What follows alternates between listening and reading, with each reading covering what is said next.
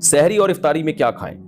افطاری میں کیا کھانا سنت ہے اور سحری میں کیا کھانا چاہیے؟ افطاری میں ڈانٹ کھانی چاہیے، سحری میں جو مرضی کھائیں، کیونکہ افطاری میں اکثر جلد بازی میں گھر کی خواتین بیچاری ٹینشن میں ہوتی ہیں، ان کو بھی ڈانٹ مل رہی ہوتی ہے، ان کی طرف سے بھی ڈانٹیں پارسل ہو رہی ہوتی ہیں۔ بہرحال جی افطاری میں کیا کھانا سنت ہے؟ کھجور، نبی صلی اللہ علیہ وسلم اس سے روزہ افطار کیا کرتے تھے اور اس کی ترغیب بھی دی آپ صلی اللہ علیہ وسلم نے۔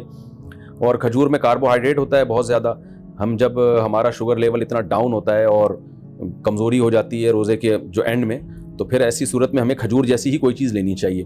ہم لوگ کیا کر رہے ہوتے ہیں، شربتیں پی رہے ہوتے ہیں چینی کے، اس میں کاربوہائیڈریٹ تو ہوتا ہے اور وہ شوگر لیول ڈھا کر کے اوپر چلا جاتا ہے ہمارا، اور پھر دماغ ٹون ہونا شروع ہو جاتا ہے مغرب کے بعد سے، غنودگی بجائے فریشنس کے اور بیکار لائف ہو جاتی ہے، اور پھر تراویحوں میں لوگ کیسے اونگ رہے ہوتے ہیں۔ تو میٹھا نہیں کھانا چاہیے افطاری میں، جو بہت زیادہ لوگ میٹھا پھوڑ رہے ہیں، میڈیکل سائنس کی باتیں کر رہا ہوں، اسلام کی بات نہیں کر رہا میں، ظاہر اپنا تجربہ شیئر کر دینا چاہیے۔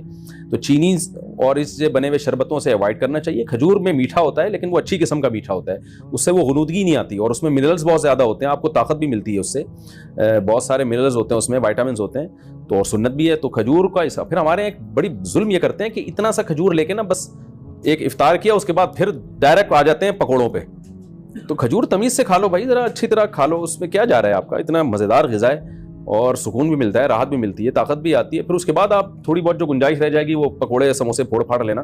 تو کھجور کے ساتھ بہت نفرت ہے۔ نبی صلی اللہ علیہ وسلم نے فرمایا جس گھر میں کھجور نہیں ہے نا فَأَهْلُهُ جِيَاعٌ، وہ گھر والے بھوکے ہیں۔ تو اس لیے عرب میں ہمیشہ وہ اپنے فریج میں لازمی کھجور رکھتے ہیں، بلکہ کھجور کو تو فریج میں رکھنے کی بھی ضرورت نہیں ہے، باہر بھی رکھ دیں تو بھی ٹھیک رہتی ہے وہ۔